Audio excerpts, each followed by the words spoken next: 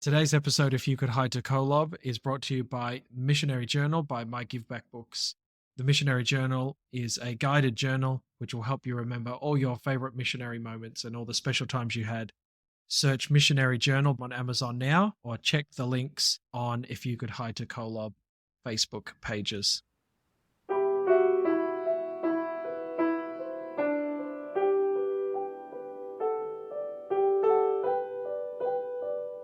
Hello, everyone, and welcome to another episode If You Could Hide to Kolob podcast. My name's Daniel. This is my brother Clive. Hello, everybody, and welcome to a great episode. I'm really excited for this one. We're getting into a lot of. There's a lot. There's what, 6 chapters today, Daniel? Clive, there is. Abinadi is such a great topic, and it does go for a while, so we actually do have quite a bit to get through. I might just start. I've got a quote to start us off with.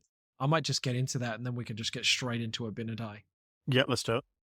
This is from Thomas S. Monson in a talk he gave called He is Risen. I have read and I believe the testimonies of those who experienced the grief of Christ's crucifixion and the joy of his resurrection. I have read and I believe the testimonies of those in the New World who were visited by the same risen Lord. I believe the testimony of one who, in this dispensation, spoke with the Father and the Son in a grove now called sacred, and who gave his life, sealing that testimony with his blood. Clive, Abinadi seals his testimony with his blood, and there's a couple of things I wanted to make mention here before we go into it of just how special Abinadi is, and I'm not sure if everyone is able to make this link. But what's happening at the moment is the plates, as we know, get kind of passed around a little bit. King Benjamin has made his speech. And now Ammon's come across this record. But why is it so special? Well, Abinadi, as we'll see in next week's episode, because of what the message he gave, there's one person called Alma, listens to Abinadi, believes what he says, and then goes away. Why does that matter? Well, Alma goes on to have a son called Alma, who has a son called Helaman, and Shiblon, and Helaman, and Nephi, Amos. All these people become the recorders of all the way to the end of the Book of Mormon. Perhaps Mormon was a relation to Alma as well. I guess we'll never know that. But it's because of Abinadi's message. From here, there's a genealogical straight pathway from Alma to the end. And it's because Abinadi was so good in his messaging that he was able to get through to someone. He had long passed when Alma eventually was able to start baptizing people. And Abinadi perhaps never had a clue that Alma had listened to him and took his words on board, took his advice on board, and left the wicked King Noah. So just something I thought I'd just point out there of just how special is Abinadi? Well, his wording is special. His knowledge of the gospel is special. And the long-lasting effect he has on the Book of Mormon is very special. So let's dive straight into it. So there's such a huge difference here than what we talked about last week. So last week we talked about Zenith, how he came to this land, and they were one of the crew that left Zarahemla to repopulate the land of Nephi again. And Zenith was... They called Lehi Nephi, didn't they? They called it Lehi Nephi, and it's flip-flops around for quite a bit until they finally settle on Lehi Nephi. So, right. Yeah, it can be a bit confusing for a while. But yeah, Zenith, he comes here, he decides he wants to be peaceful with the Lamanites and gets the land that way instead of going to war. And people start praising God and do all these different things. But then he dies and he passes on his reign to one of his sons. He's got a few sons. One of his sons named Noah. Now, King Noah, complete opposite. King Noah is a man that's explained that he walked in the desire of his own heart. That's the type of person that we're dealing with. Instead of a God-fearing, people-loving man. That's the headline. The headline, the desires of his own heart. And that's almost summarizing to me. If I think if someone's the desires of their own heart, they have no desire to worry about what anyone else wants. Yeah, that's right. It's all about him. You know, Jacob spoke of one of the worst things that he had to speak of, that he was so embarrassed about, where the people had many wives and concubines, but straight away, Noah had many wives and concubines, and he told his people that there was okay for them to have many wives and concubines. Then he made taxes that was, again, very different to what Jacob or even King Benjamin was speaking of, that they didn't want to tax the people. So he made taxes there to tax 1/5 part of all that they had to support himself and his priests.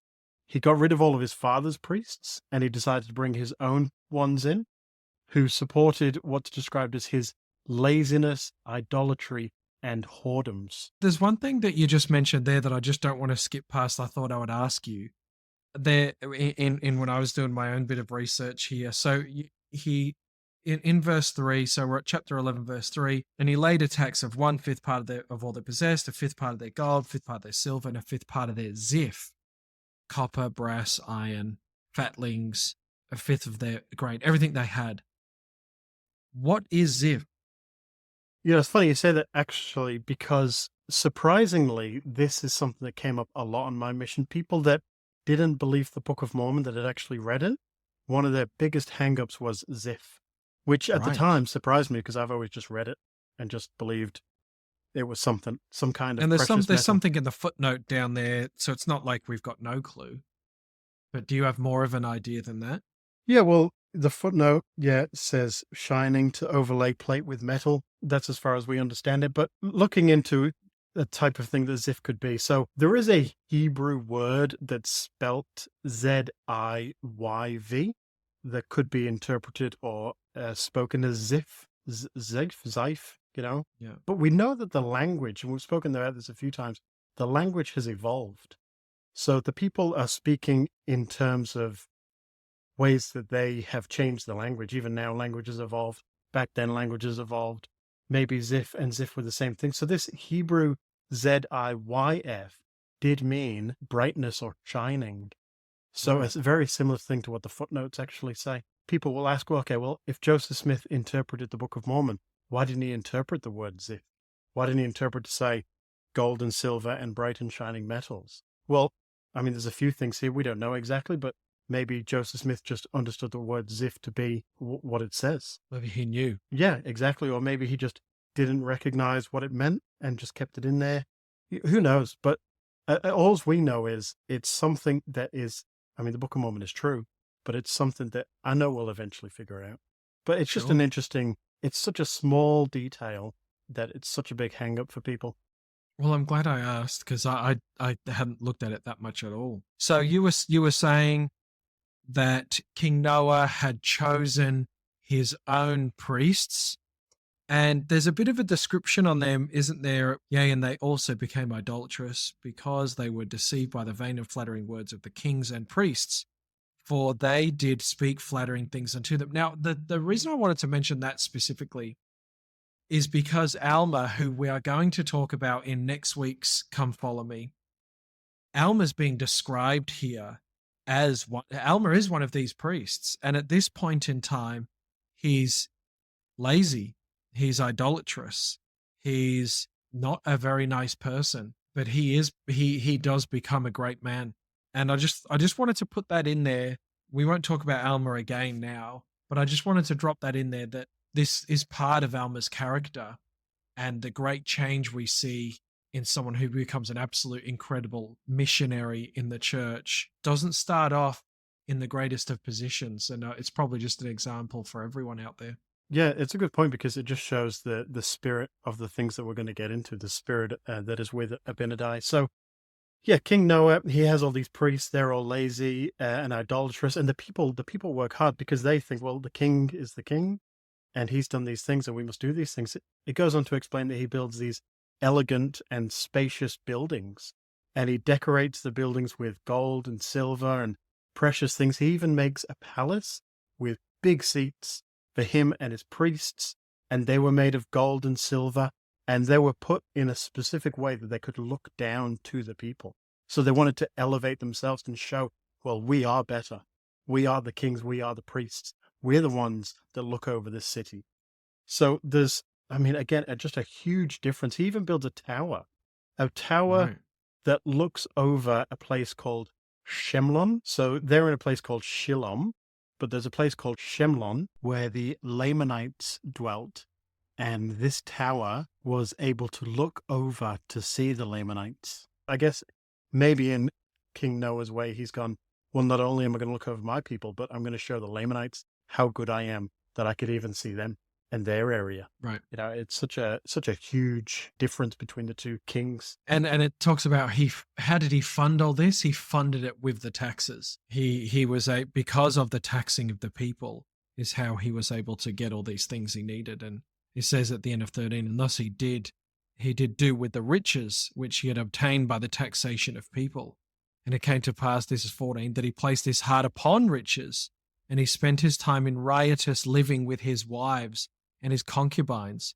And so did all the priests spend their time with harlots. It's this next verse, Clive, in number 15 that I've got highlighted in my scriptures. He's a drunk. He goes through a huge amount of trouble to make sure he's got endless supplies of wine. It came to pass that he planted vineyards round about in the land. I'm not a real green thumb, but I'm assuming it takes a fair bit of time to grow some grapes and to get the land good enough that good grapes can grow and you can use the grapes to make good drink. But he planted vineyards in the land and he built wine presses. So he was producing. He didn't build a personal wine press for him and his one bottle at home for himself. He built wine presses and made wine in abundance. And therefore he became a wine bibber. And also his people, they were drunks. Like they loved to party.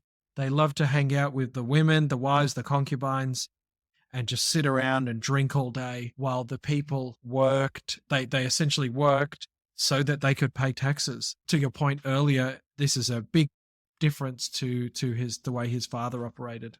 Even in his sort of military mindset. So the next thing it talks about is that Lamanites came to attack the people. And again, we talked about this last week.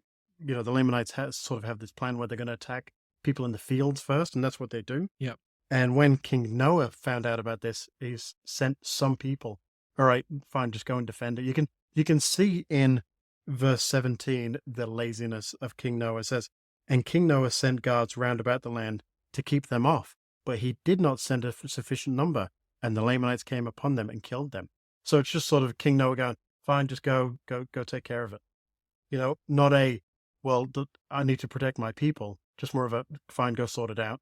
And he just didn't send enough, and they got killed as well. What's your thoughts on the text in terms of the text takes time to describe King Noah? There's a lot of doctrine in the Book of Mormon, and only some of it, we've talked about on this podcast, okay, those 3 verses are this, those 2 verses are this. All of this that you're talking about here, that, in 17 as well, with him being lazy and only sending a few people to try and kill the Lamanites. Like there's a good 17 verses taken out to describe what King Noah's like. Is it that important to the story for us to understand King Noah as well as we now do? Yeah, I guess it puts more pressure on the Abinadi part, going, well, how would anybody be able to stand up to such a person when he's convinced the people that wickedness is good and it's okay and that he is greater than anyone? So I guess it's really just building the character of King Noah to help us understand the spiritual strength of Abinadi. Just how big of a deal it was for Abinadi to do that by himself. Exactly, yeah. Interesting. In the next part here, King Noah is now bragging in 19. And now because of this great victory, they were lifted up in the pride of their hearts. They did boast in their own strength, saying that their 50 could stand against thousands of the Lamanites, and thus they did boast. And I've got this bit highlighted in my scriptures. And did delight in blood. Okay, it did delight in blood and the shedding of the blood of their brethren. So they delighted in blood, and then they also delighted in the shedding of blood. So it's like just a double. It's a double dose of wickedness. And they delight in the shedding the blood of their brethren. And it all goes back to the kings and the priests. And this because of the wickedness of their kings and priests. It's a real example.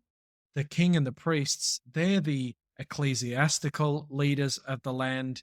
They're the lawgivers of the land. And the people are just doing what they think is in the bounds of the law. They think King Noah can kill people, so I can as well. I'm totally lawful here.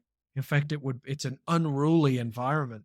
Okay, so that's like you said, that's sort of laid out the character of the king. So now we get into this guy Abinadi. It speaks of him coming and first of all, he comes and he speaks to the people. It came to pass that there was a man among them whose name was Abinadi, and he went forth among them and began to prophesy. So this man who maybe was already in the town, maybe there is a group of people that sort of stayed away from it all, but all we know is there's a man named Abinadi who knows the doctrine, he knows the truth, because yes, it would have taken a long time to build these buildings, to do this wine press, to do all these things, but there'd still be people in the land that were of the generation of King Zenith.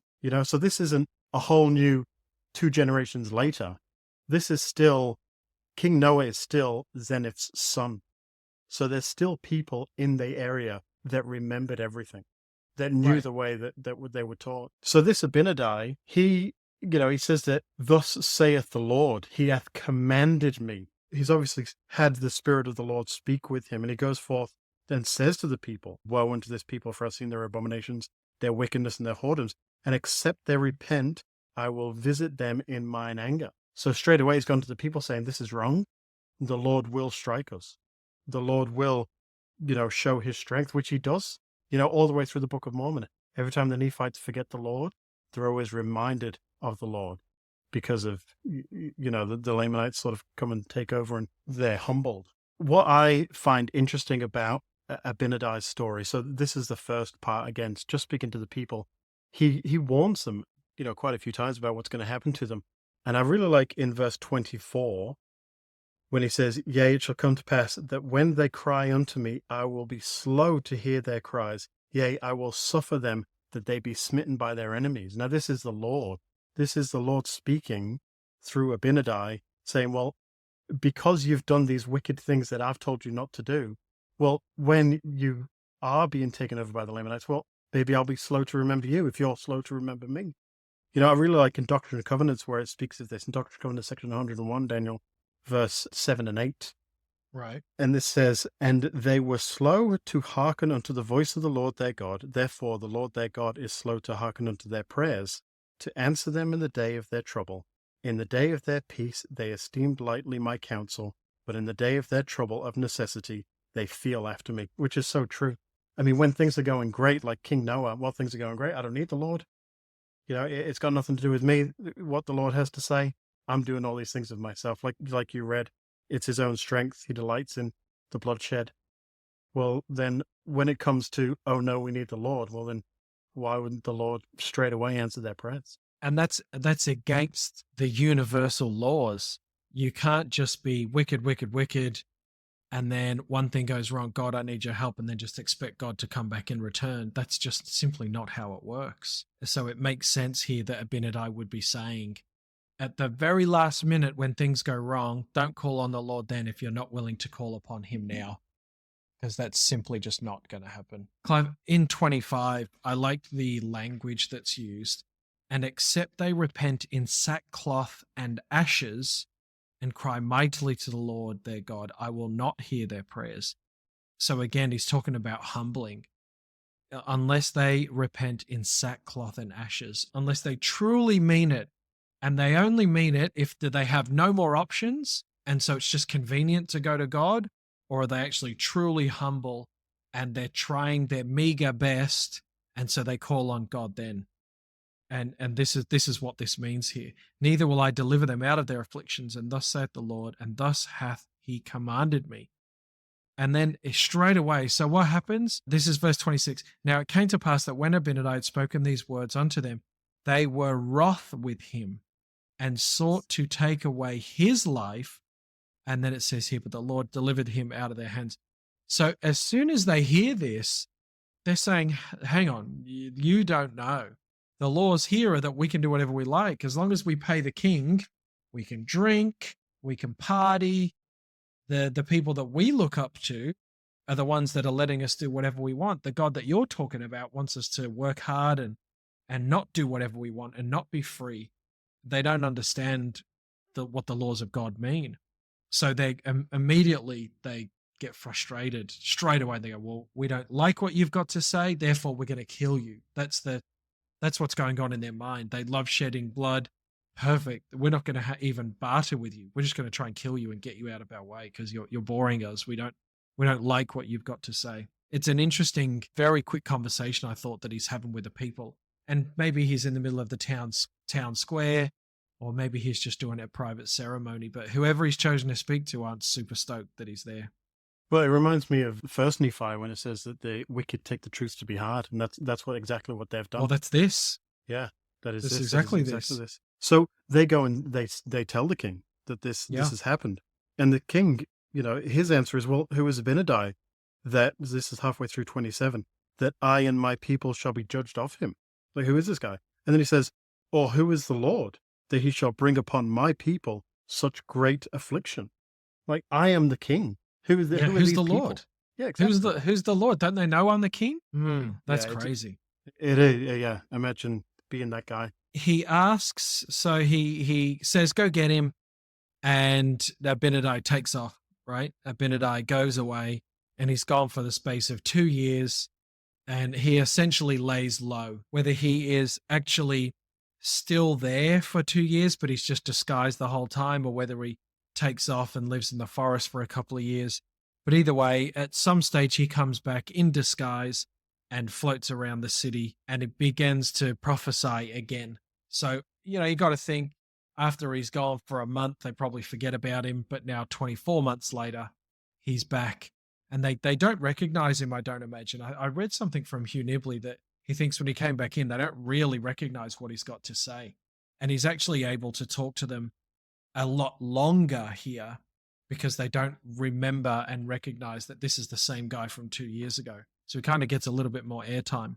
Well, the way I see it, Daniel, I don't know if you see the same way, but when I've been reading this, Abinadi comes the first time and preaches to the people, and then he's gone for 2 whole years. And when he comes back, his preaching, it just seems so different. The wording that he uses, the more he can speak directly from God, I just feel like he's got more authority. Like, to me, I wonder if the 2 years that he's gone, he gets his prophetic calling. Because the Lord says to him in verse 2, stretch forth thy hand and prophesy. So he's saying, it's time to get back out there and you prophesy to these people. And there's no more, I'll prophesy to these people and that's it. And there's no more hiding. This is it. What do you think of that? His message is definitely more mature, and he's very, very knowledgeable. I mean, I've read these chapters now multiple times. He knows his scriptures. He knows his stuff. Thinking from what you've said there, chapter 11, his first coming among the people, it is a basic message where, 12, 13, 14, 15, 16, 17, these are complicated, knowledgeable lessons. Maybe he has been. Maybe he got his calling and election made sure in those 2 years, learnt lots. Because he is an important person. Like I said at the start, if it wasn't for him, we wouldn't have Alma. And if we don't have Alma, we don't have Alma the Younger. Then we don't have Helaman, so on and so on. So Abinadi, it needs credit for the linchpin of the Book of Mormon that he really is. He's not just one of those random stories. Like, if it wasn't for him, that's it. The book would end here. So he comes back, and I feel like as we're reading it, it's more of a prophetic way. So he comes back and he gives the people some warnings. Now, I'll just go through them instead of reading all the verses. So in verse 2, the warning that he gives the people that they will be brought into bondage because of their wickedness. They will be killed, and vultures and dogs and wild beasts will eat their flesh, which essentially means that when they die, they're not going to be gathered together with their families and buried, and there'll be ceremonies. They'll just be left. They'll be left on the street to die and just to be eaten by vultures, to be carrion for the animals. It's interesting language, isn't it? That is like, that's such savagery. Like, is he saying that because that's the level they're on? Like, that is some savagery commentary on what's going to happen to their bodies. Like, if that doesn't shock you, I'm not sure anything will shock you. That's right, yeah. And then he even warns the people what's going to happen to their king.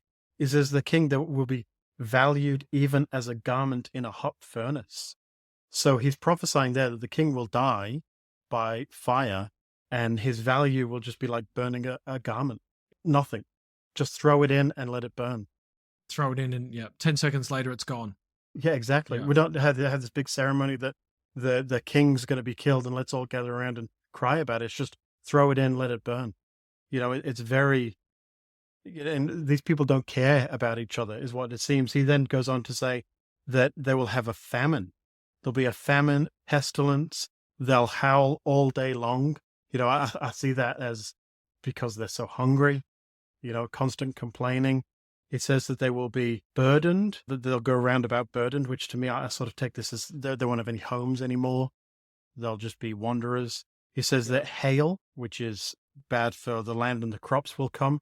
It'll be so strong, it'll be like they've been smitten with the east wind. Now, it talks about smitten with the east wind a lot in the Bible, which essentially just means it's a wind that's described as it brings great destruction and violence. So it just Right. wipes out anything that it hits. And so because of this, insects will pester the land and devour all the grain. It's really intense prophecies. These are the things that are going to happen to the people because they haven't repented, because they've fallen away so much. And what's the last thing in verse 8? And it shall come to pass that except they repent, I will utterly destroy them from the face of the earth. And then, of course, yet they shall leave a record behind them, and I will preserve them for other nations which shall possess the land. Is an interesting point here, Clive. The warning here, and I've got it in green in mine, and I've got all the warnings underlined. The warning here of except they repent, I'll utterly destroy them. Yet they shall leave a record behind them. It's interesting that there's a record needed. Like if you're going to be destroyed, there should be a history. Like others, we should be able to learn from that and read from that. Like if you haven't been able to, I guess, bring yourself in line with the Lord, well, the very least you could do is you could be a lesson for other people, so we don't make the same mistake as well. And what happens at the end of the Book of Mormon? The Lamanites take over, and there's utter destruction, and a record is left for us. Yeah, that's it. Yeah, another prophecy that did confuse me for a while, but yeah, what you're saying does make sense.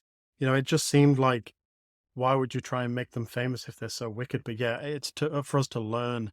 Like Sodom and Gomorrah, we know all about Sodom and Gomorrah, and that was destroyed, and we know all about it because we know that the wickedness at Sodom and Gomorrah is something that we need to learn. Well, that's not something that we can do. And it's the same with King Noah's people, I suppose. They turned away and they went the wrong path, even though they've been taught the right way. And I guess that's the record for us to understand. So yeah, it's a good point. Clive, so now they are angry with him, and I'm not still sure that they know who he is. So they're angry. So it says here in verse 9, it came to pass that they were angry with him, and they took him and bound before the king, and said unto the king, Behold, we have brought a man before thee who has prophesied evil concerning thy people, and saith that God will destroy them. And he also prophesied evil concerning thy life, and saith that thy life shall be as a garment in a furnace of fire. It's interesting because they bring him to the king, and they don't just say, listen, this guy's talked bad about us people, because they know the king doesn't care about the people. And if they're bickering amongst themselves, like, what does he care? So that the people are smart enough to say, hey, he hates you as well, and he's talking bad about you. And because he's talking bad about you, you shouldn't cop that. You should do something here. And so they go on, and he saith this about you, and he saith that about you, you're going to be trodden underfoot. And they go on. And it's not till we get to 13 where they ask the king a question. It puts King Noah in a bit of a difficult spot. They said, And now, O king, what great evil hast thou done? So they're talking to the king. What evil have you done? Or what great sins have we done? What great sins have thy people committed that we should be condemned of God or judged of this man? Like, hey, we're just dumb people living in the land of Lehi Nephi. What have you done, king, that's made this guy annoyed with us and told us we're going to go to hell? Like, as far as your laws are concerned, we're all living. Like, we're doing everything that we should do. We're paying you our taxes. We're drinking as much as we want. There's no issue here. So what have you done? They put it back on him. And then in 14, And now, O king, behold, we are guiltless, and thou, O king, hast not sinned. Therefore this man has lied concerning you, and he has prophesied in vain. So it's interesting just that dynamic between the regular common Joes on the street and the way that they're trying to twist the king's arm to get this guy away from them and stop making them feel so guilty. It's an interesting point, and I wonder if around about this stage does he drop his disguise and they're kind of figuring out here who he is.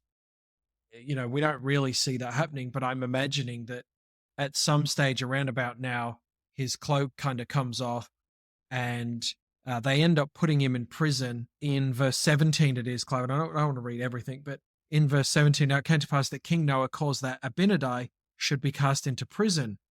Why? Why does he put him into prison here? He commanded that the priests should gather themselves together, that he might hold a council with them what he should do with him. So King Noah could easily have just said, hey, kill that guy. Yep, he's super annoying. Take him into the middle of the square and cut his head off. But he must have sparked a little bit of a concern for King Noah to go, well, don't do anything rash yet. He's caused me a bit of stress here. I need to gather my priests together because we got to figure this out. Like, I know my father was a righteous person. Am I cooked here? Have we overstepped the boundary? He's having a council going, what should we do? Yeah, well, I mean, I suppose in a way, if the king had just killed him straight there and then, the people would have gone, well, is what he was saying was right, and that's why the king had him killed. And so then I guess they start questioning the king. So I guess then the king's like, okay, let's gather the priests together. What do you think's the best way to attack this? Do we just kill him straight away? Well, that will cause these problems. Or if we let him go, he's going to keep prophesying. So what they actually do is they just ask him a ton of questions and try and trip him up. And they say, well, okay, what about this? What does this mean? And what does this mean? And they're just constantly asking him questions.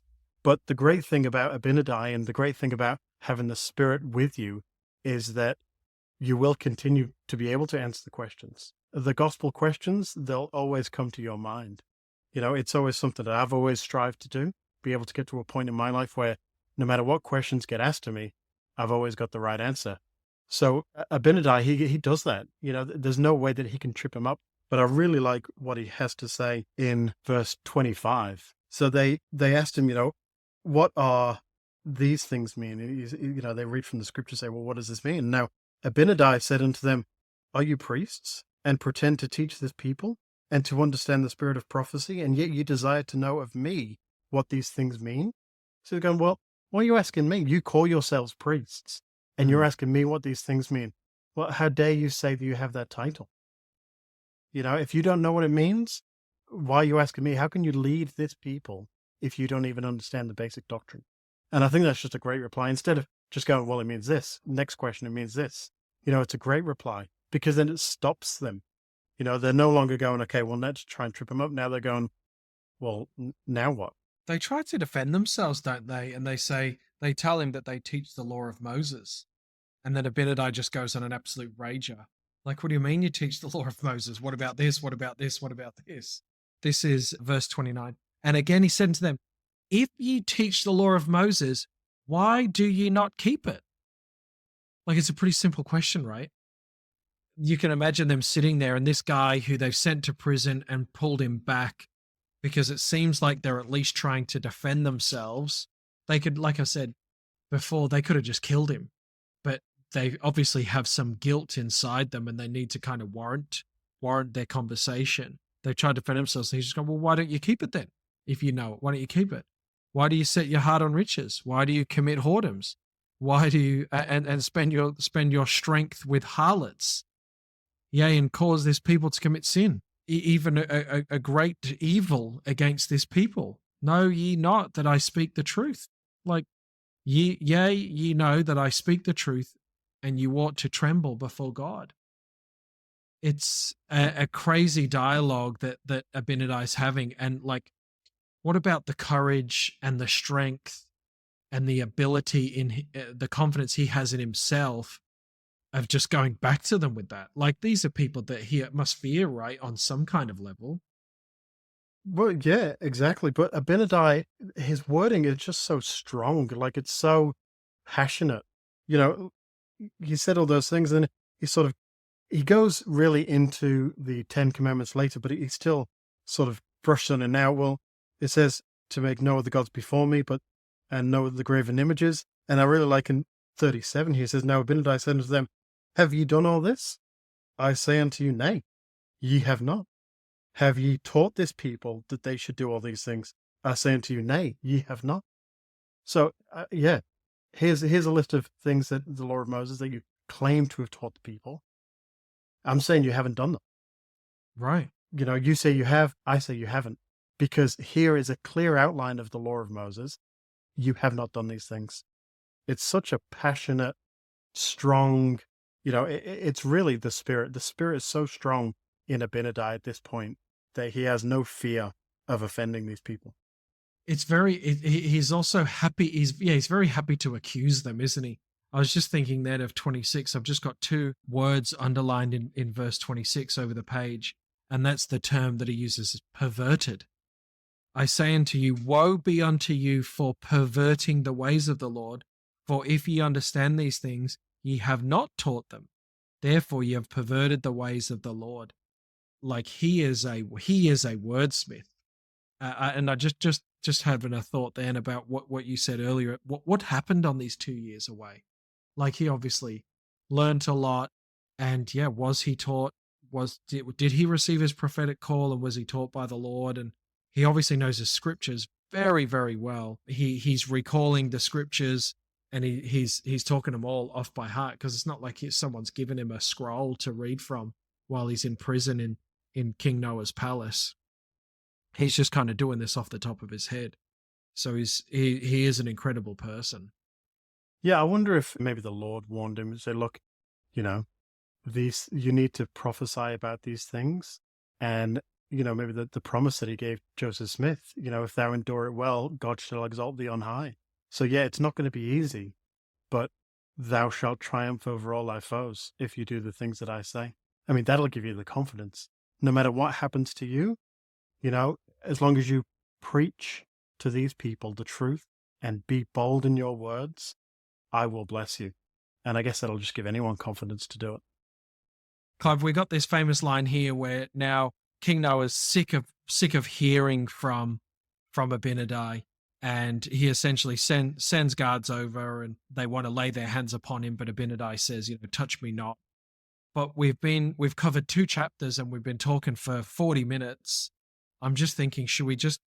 We don't want to rush this and try and cram this.